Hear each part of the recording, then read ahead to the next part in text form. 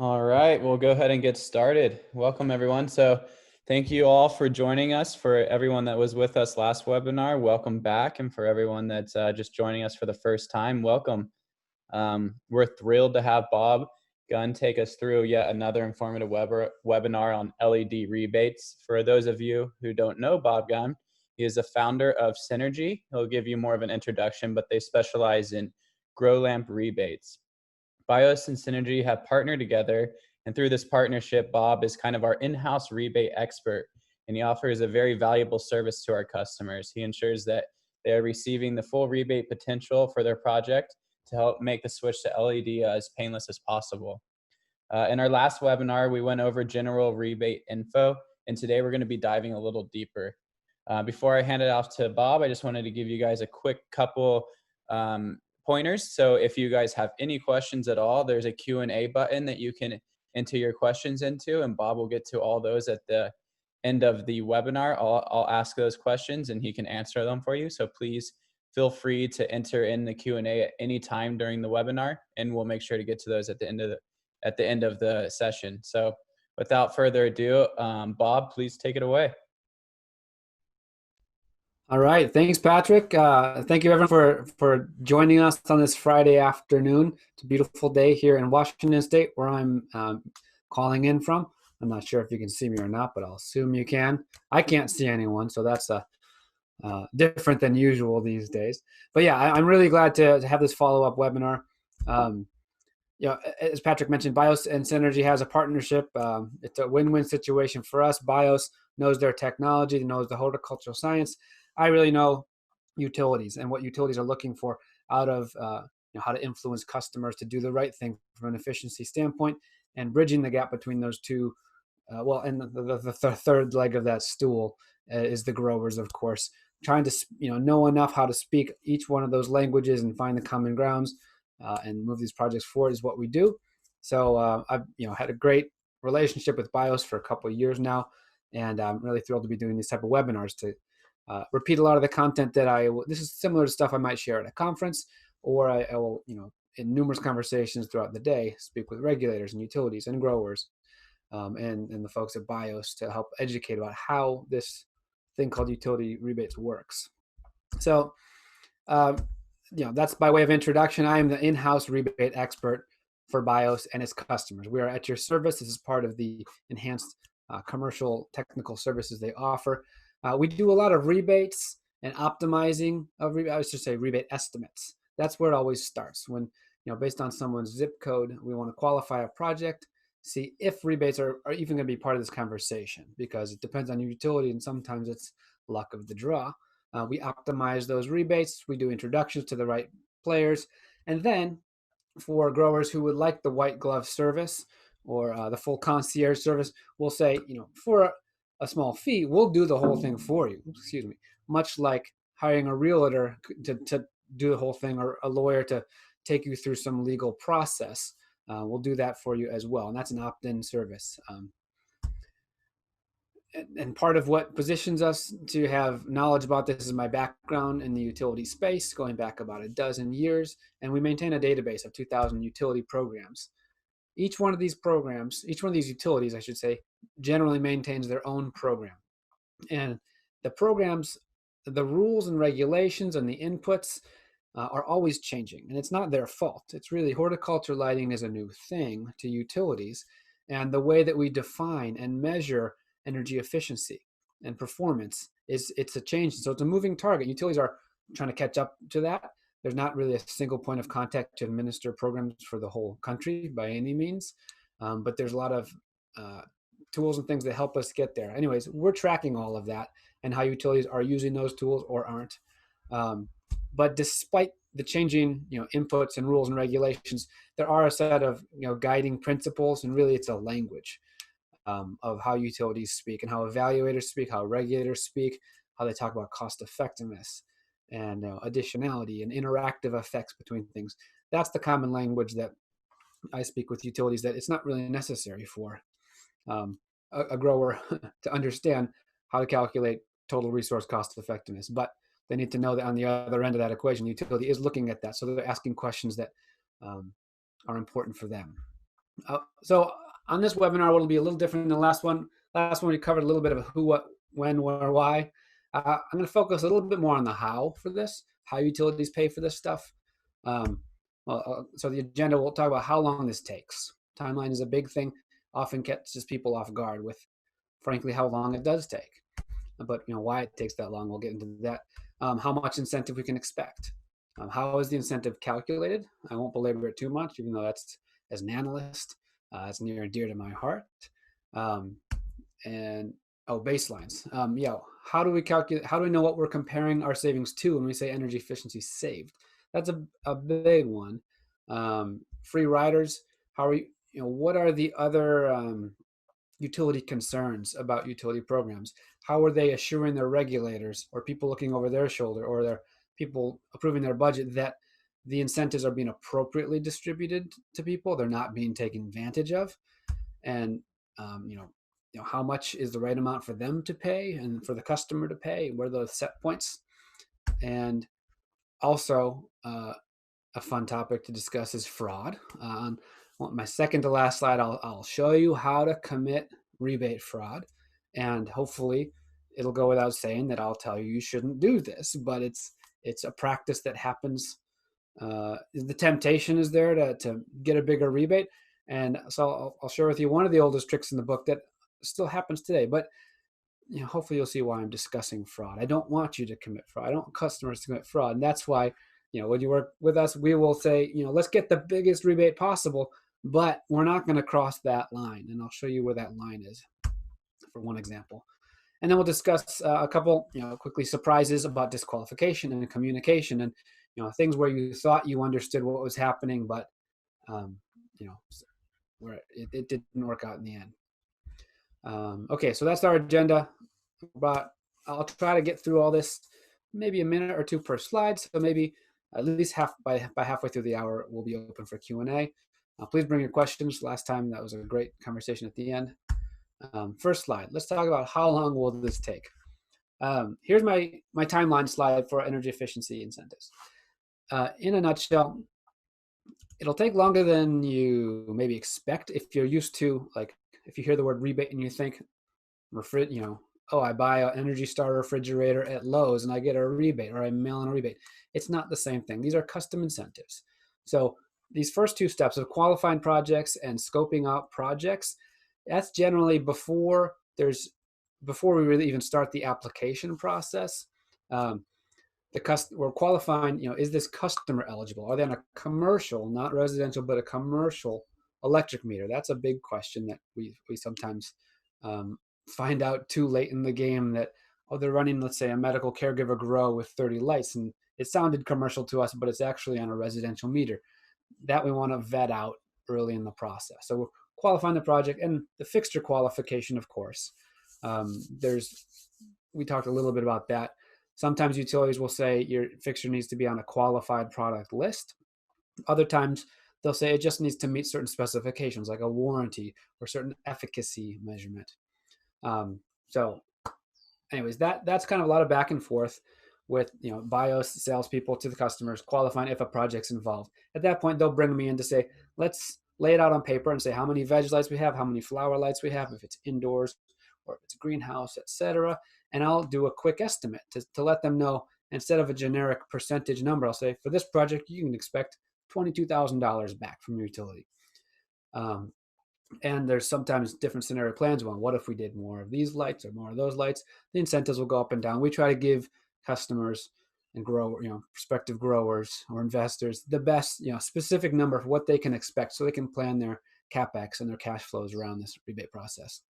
And then at that point, that's when, if they want us to roll up the sleeves and, start the process and do the whole utility engagement from then on out, the customer will make a commitment to I should say commitment to working with the process. And this, which is different than a commitment to buying the lights, because that's something utilities look for. When we talk about free riders, that'll come up again. And then I'll breeze to the rest of the slide. Then we get all the information we need to know.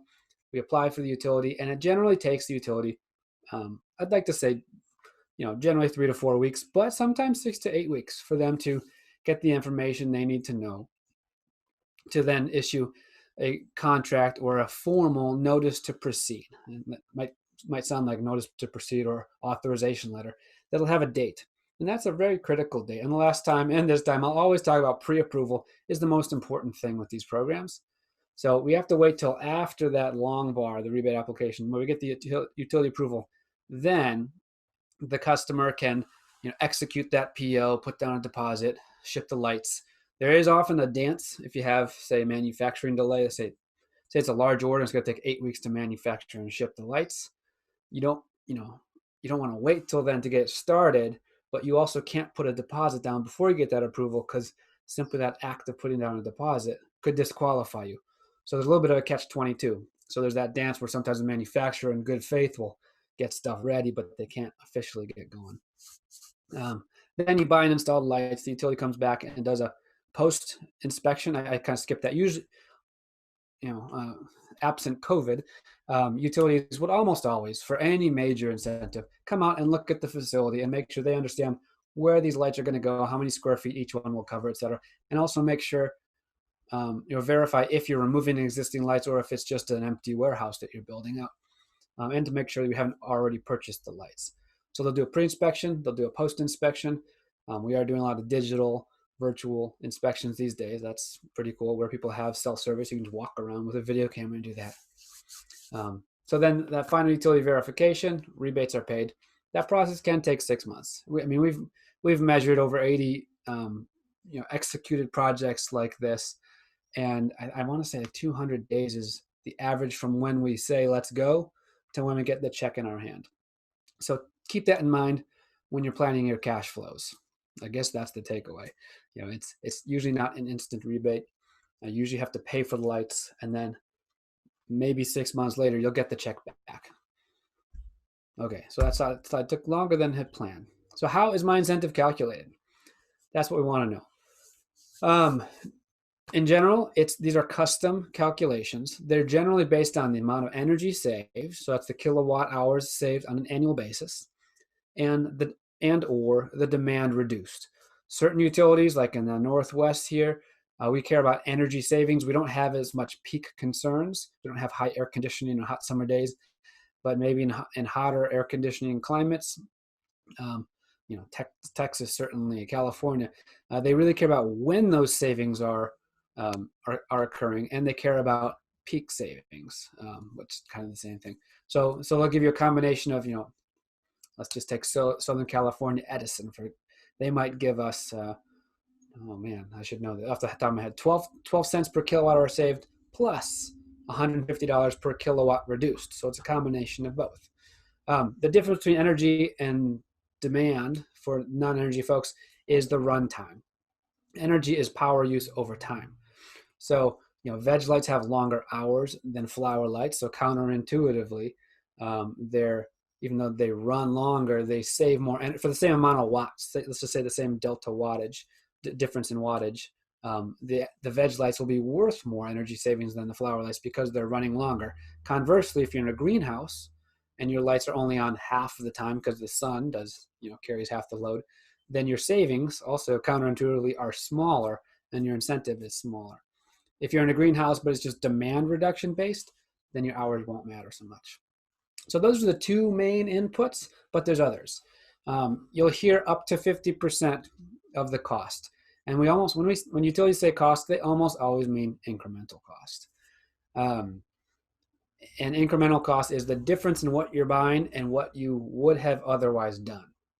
So if you would have otherwise kept using the lights that you already have, let's say you already have high pressure sodiums, well, then the incremental cost is the full cost of the retrofit, even plus labor to flip the rooms, maybe plus design costs and disposal costs. That could all be included in incremental.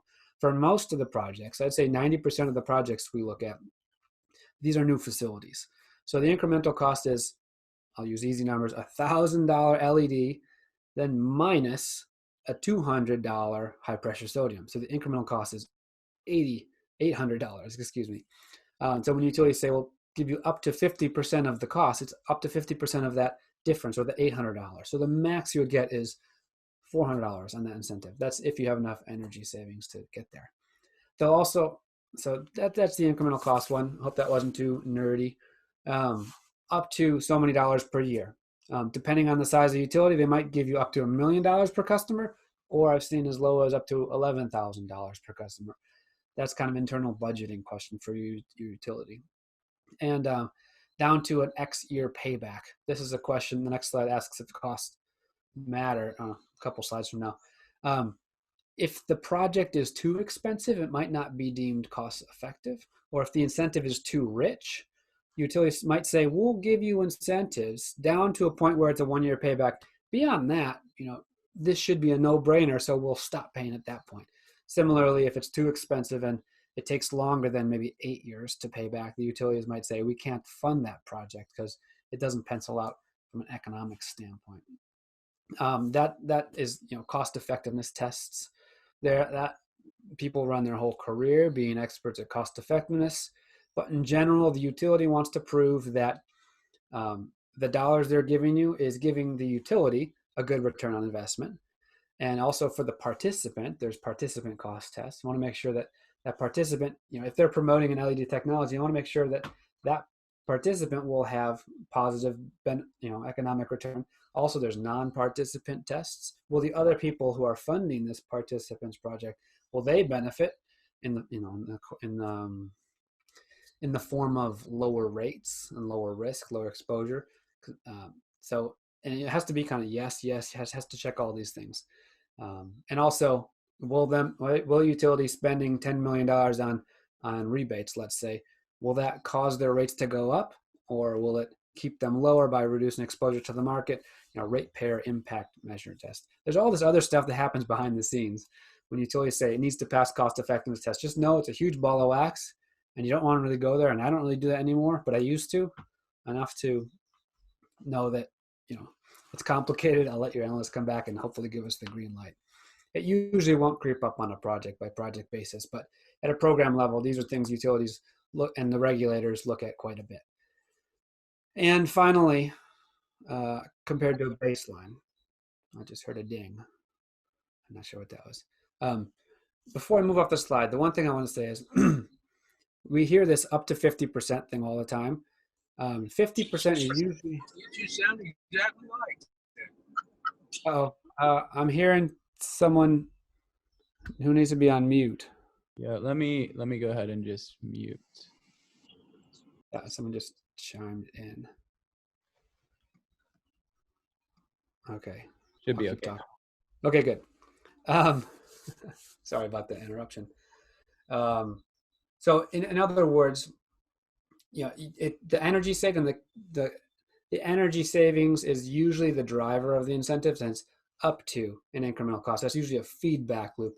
I think a lot of, it's easy to misconstrue that and say, okay, I'm buying $100,000 worth of lights and it says 50%, so I'll get 50% off, right?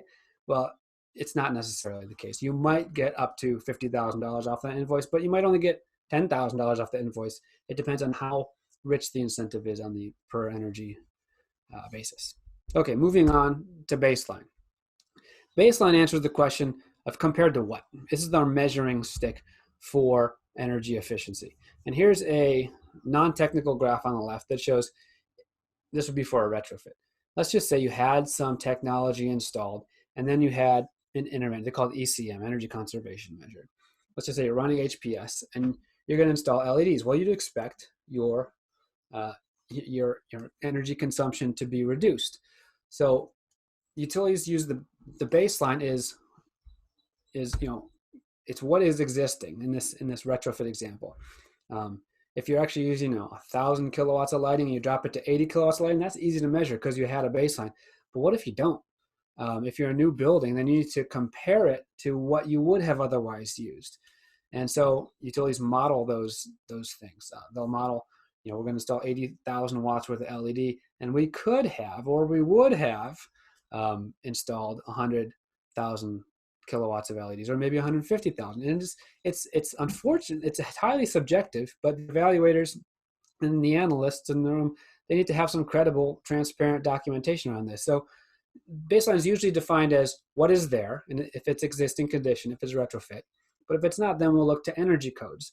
Well, catch-22, there's no energy code for horticulture lighting, at least not yet. There might be in California in 2023. That's a different topic to discuss. But there's generally no energy code. You can install as many watts per square foot for horticulture lighting as you want, frankly. So then they'll look at industry standard practice. What is normal for this industry? Is 1,000 watts per 16 square feet normal? You might, okay, I would say yes, but 1,000 watts of double-ended high-pressure sodium or single-ended high-pressure sodium? We really don't have any investment grade studies to support that, and that's a big hole in the industry market. And finally, for the first time, I saw ComEd Illinois actually issuing an RFP to do a real baseline study to get statistically significant data to show us what is the market using, before incentives, so that we can use that as the measuring stick against which we're going to measure our savings. So baseline creeps up a lot. Utilities ask a lot of questions, sometimes directly, sometimes indirectly, to ask, what would you have otherwise used? And here's a trick question, and I don't think it's malicious, but it's a trick question that utilities ask, especially in California, bluntly, where the regulators are really looking for free riders, for people who are taking incentives where they don't need it. They'll ask you, what would you have otherwise installed if we didn't have this incentive? And being a green-minded, sustainability-minded patron, we might say, well, if I'm committed to energy efficiency, I'm going to buy these LEDs one way or another. Just by, that's the wrong answer. You want to say, well, I want to buy these LEDs, but they're really expensive. They cost 3 times as much. So these incentives help me, push me over that tipping point. That's really the answer that we, as all the regulators are looking for, is that their incentives are helping you do something that you want to do, but you couldn't quite get there without the incentive. So it's a trick question, because you want to say, yes, I'm committed to this. I'm not doing it just for the money, but kind of a circular reference there. Okay, so the last thing about baselines is they have to be adjusted for seasonal changes, exogenous variables. When you change one thing, a lot of other things change. One example we know from horticulture lighting is you swap out the lighting system. Now your dehumidification strategy and your sensible your HVAC loads change as well. So sometimes you'll modify those as well, and often it can result in bigger savings too. But it's complicated. Not any one thing in a silo can just be measured that simply. I mentioned free ridership, and there's also some other terms like influence, additionality, spillover, and rebound. These are evaluation terms that evaluators use when looking at the effectiveness of their incentive dollars spent on influencing the market. And free riders, like the silly graphic in the lower left of this slide shows, is someone saying, well, yeah, if there's an opportunity, I'll take advantage of it, but I was going to do it anyways. That's not a good use from a policy standpoint. That's not a good use of funds. They want to structure programs so that the people who would do it anyways will do it anyways. But the people who are on the edge and need a little incentive to get over the edge, those are the ones they want to identify and so those are the non-free riders. Oftentimes, and one of my slides, you'll see this term again in a direct quote from a utility.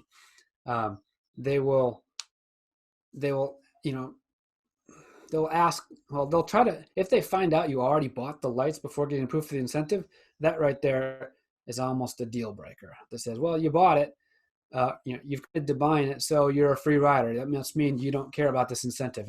And oftentimes customers can find themselves backpedaling. Say, no, I thought we were good to go. I do need this incentive, or I do really want this incentive.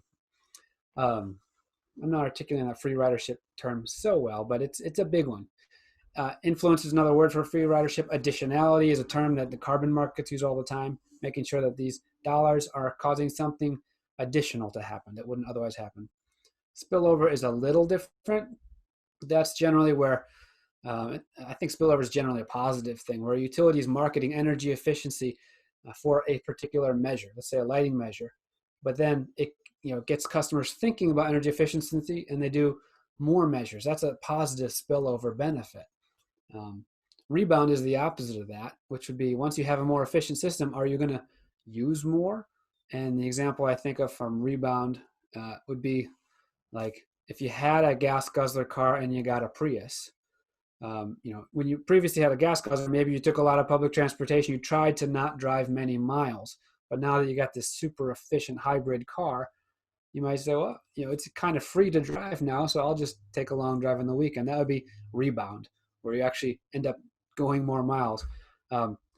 In different terms, sometimes in a grow setting, we will see the ability to increase the PPFD and get a lot more yield per square foot. And that rebound isn't a bad thing. If it means in a certain facility, I can increase my yield by, maybe I didn't decrease my wattage per square foot by 50%, but I only decreased it by 10%, but my yield went up 50%. That's efficiency by a different measure, but someone could push back and say it's rebound. Again, this stuff is generally not, aside from free ridership and influence, this is generally not going to impact anyone on a project level. It's more on a policy level when they're designing, when utilities are designing programs. Okay, moving on to cost. Cost obviously matters to customers, and LEDs are a premium product. They cost more than legacy technology. We've heard about the up to X% or up to so many dollars per year, and the payback minimum maximums. That's where costs really matter to utilities. Is they want to, when the up to X% is probably the biggest one that we run across, where sometimes if it's a rich incentive, utilities that are paying more than 18 cents per kilowatt hour saved, sometimes they'll pay up to 30 cents per kilowatt hour saved. The energy savings are so big that we're going to be capped by the cost. So if the costs are relatively low, you're leaving some money on the table. So it's tempting to increase your cost. But that's where you can slip into the fraud section. I mean, it's good to include all eligible costs, sometimes design fees, or if you're doing a retrofit and you need to rewire the room and there's $100,000 worth of electrician's fees, sometimes those costs may be included, and that is a wise thing to do, to document everything you possibly can. But the temptation is there to falsify or exaggerate what you paid for the incentive, and that's where we slip into the fraud category. So cost really does matter in most cases, and we'll have a little bit more on that. I guess that's my segue into the next slide. So what do you mean I committed fraud? Sometimes, if it sounds too good to be true, it is, and you want to watch out for claims from I'd say other lighting vendors. This doesn't apply to BIOS. Where if you hear you pay $150 and the utility takes care of the rest, you need to just do some fact checking. And my second bullet here is a fake invoice is fraud. And I took some language out of the Energy Trust of Oregon contract that a customer signs, a participation agreement, I think they call it, where I underline, it's kind of common sense language. It says this application has to be filled out completely and truthfully, and false representations constitutes an act of fraud. So I'll explain what I mean by that. Generally, a lighting vendor is the one filling out the paperwork for you, and the customer is the one signing it. They often don't know what they're signing. So this is why I communicate at this point a lot to our customers to say, we're going to help you get the biggest rebate possible, but know that we're going to, keep you on track. Let me explain an example with this little chart on the bottom.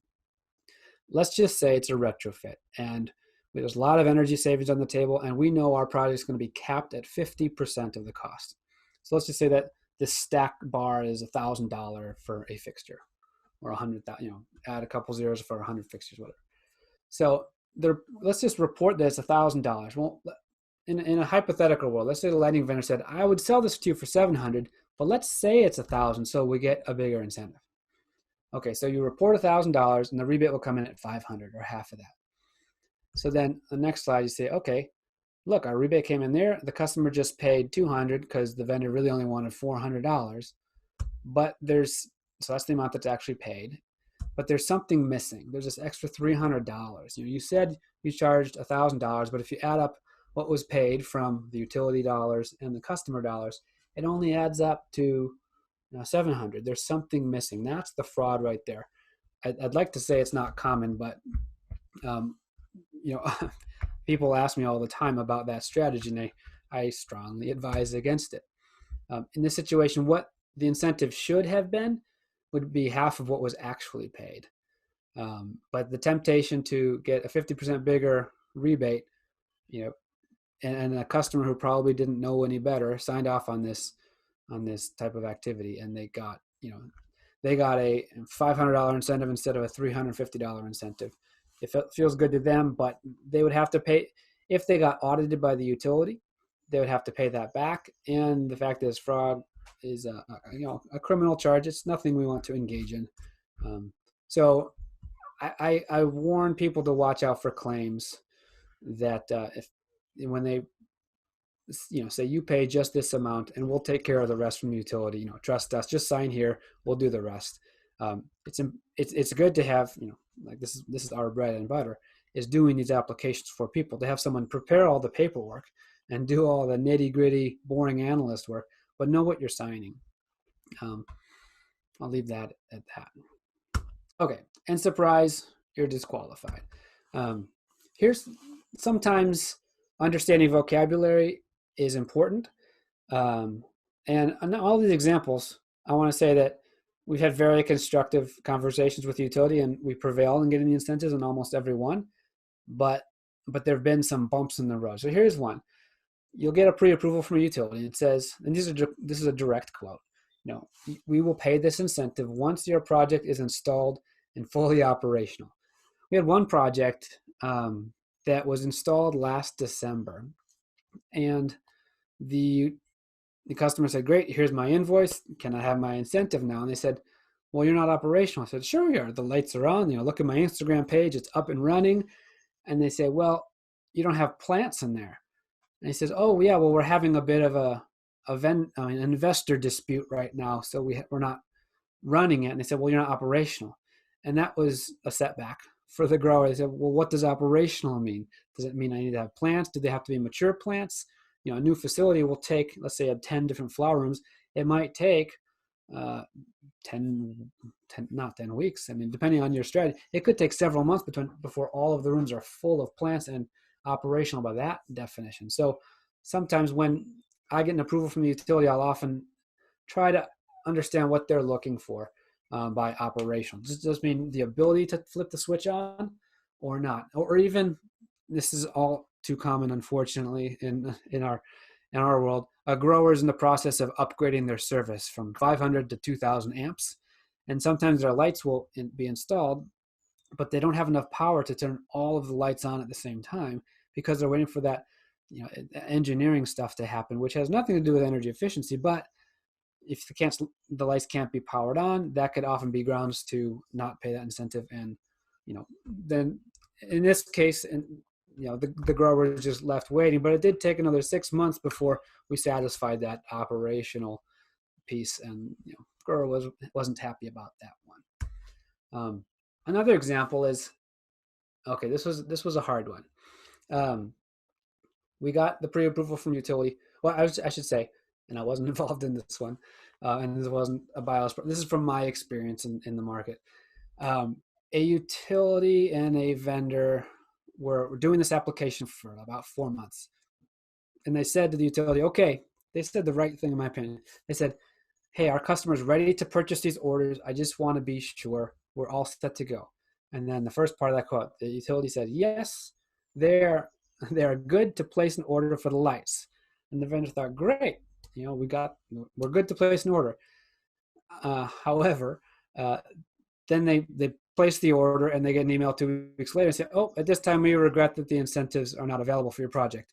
And then of course it blew up in their face. They said, what do you mean? You said we could place the order. They said, no, you had another step, another document you had to sign, but that wasn't part of the conversation because it was a friendly, I think it was even a text message. Yes, you're good to place the order.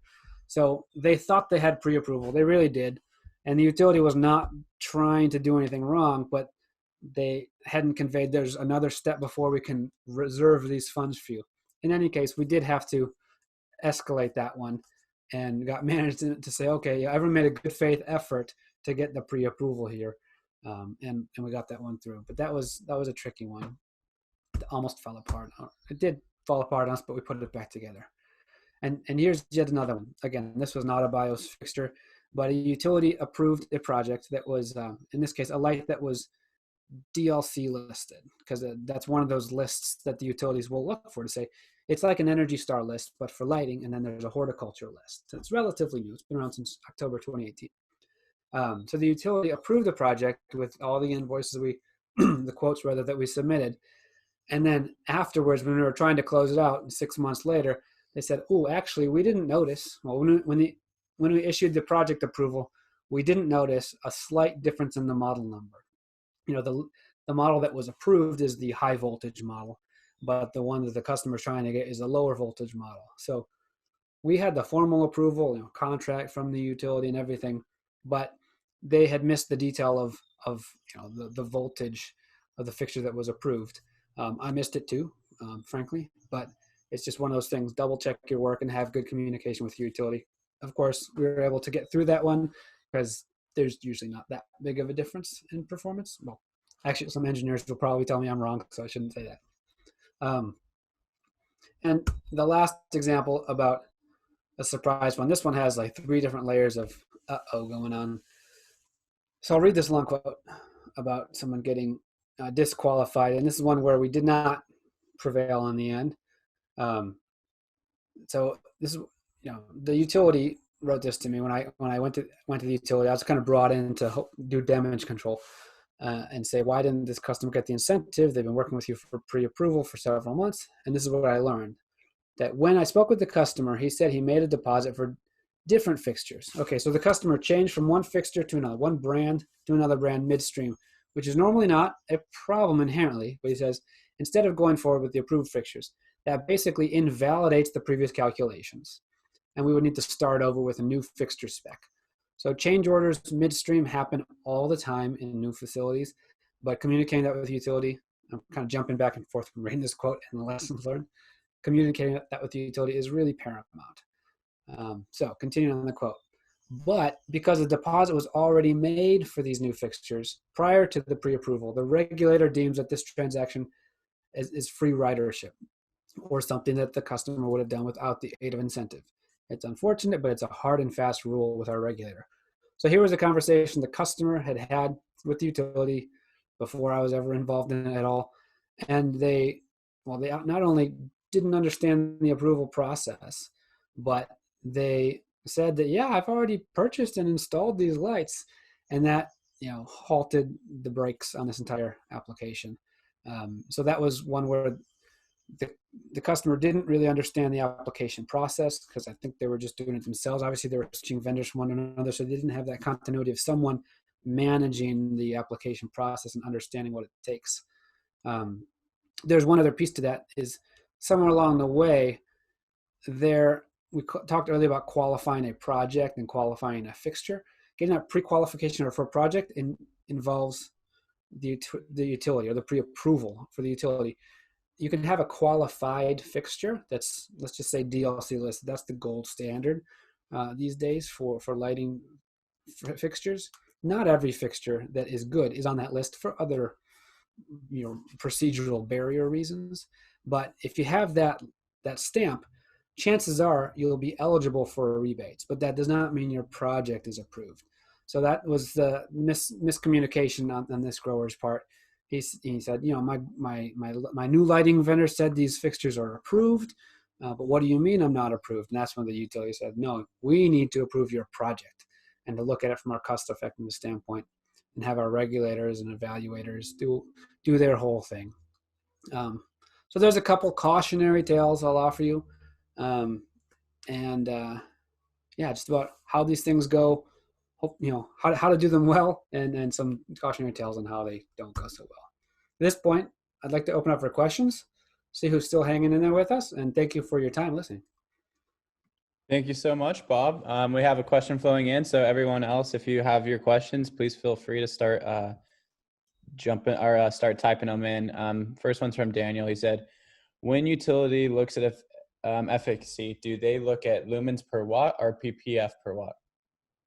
Great question. ppf per watt, for sure. Yeah, lumens are for humans, is a really convenient saying. Lumens is just what the human eye sees, but plants see a lot more than that. Generally, the PPF, that's photosynthetic photon flux, and that's the spectrum range between 400 and 700 nanometers, which is what plants respond to. And even then, PPF is not a perfect metric. There's specifically infrared and ultraviolet are outside of those bounds. And there's even discussion nationally about if we should expand the PAR ranking, so to PPF to go up to 750 or down to 350 to include some of those other spectra that it's pretty well proven that plants do respond to in the right proportions. But yes, PPF per watt, that's pretty much the miles per gallon for lighting fixtures. 1.9 PPF is the current gold standard. And that's inching up on us. States are starting to put PPF per watt or efficiency metrics into their legislation. Like we're seeing this in Illinois, California, and so that's part of when I mentioned earlier the definitions and the regulations and all the semantics are changing. There's even more semantics and definitions that haven't been decided yet, but there's engineering groups who sit around and say, we have a vast array of knowledge. How can we give something that is marketable, that the consumer will understand, that people can design around? PPF per watt, also PPE is a term. That's the photosynthetic photon efficiency of the fixture. That is a big driver. Any credible lighting vendor will tell you what their PPE, their PPF per watt is. And it's usually somewhere north of 2. We're seeing 2.5 come out these days. Long-winded answer to a simple question. Thank you. And then you can this one's about kind of our partnership. It says BIOS is offering this as a service during specification stage. Yeah, absolutely. Yeah. Free to anyone if you are working with a BIOS customer, a BIOS sales rep, Patrick, don't let me put words in your mouth, but no, they will most likely, ask you where you're located and where your facility is located and ask you for a zip code. And behind the scenes, they're probably texting me or filling out the form for me. And I will, we built the tool. The BIOS has direct access to our database. They plug in the zip code and it says who the utility is or best guess. And they say, oh, you're Detroit Edison or your consumers in Michigan. And based on the answer, you'll get, 15% incentive or a 35% incentive. So yes, that's all that comes with the package when you work with BIOS. Yeah, we understand that switching to LED can be kind of a big undertaking. So we want to make it as easy as possible by making these partnerships and giving you kind of a full view of how we take advantage of these rebates and make that switch easier. Mm-hmm. Yeah. And even in Canada. Mm-hmm. Yep. So we got that question as well. So any more questions? I don't see any flowing in, but we'd love to get everyone's questions answered while we're still here. Again, this recording will be put up on YouTube, and I'll be emailing it out to everyone that attended. But last chance for questions. Anyone else?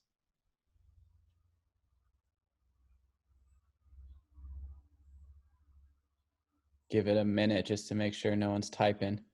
But we do thank you everyone for joining and hope you found this informative. Bob, thank you.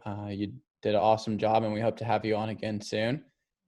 We appreciate this series. I think it was very informative for everyone. We got very good positive feedback as well. Thank you, Patrick. It's my pleasure. Awesome. Well, thank you everyone. And we look forward to our next webinars. We'll make sure to keep you guys all up to date. And once again, thank you, Bob, and thank you for everyone that joined.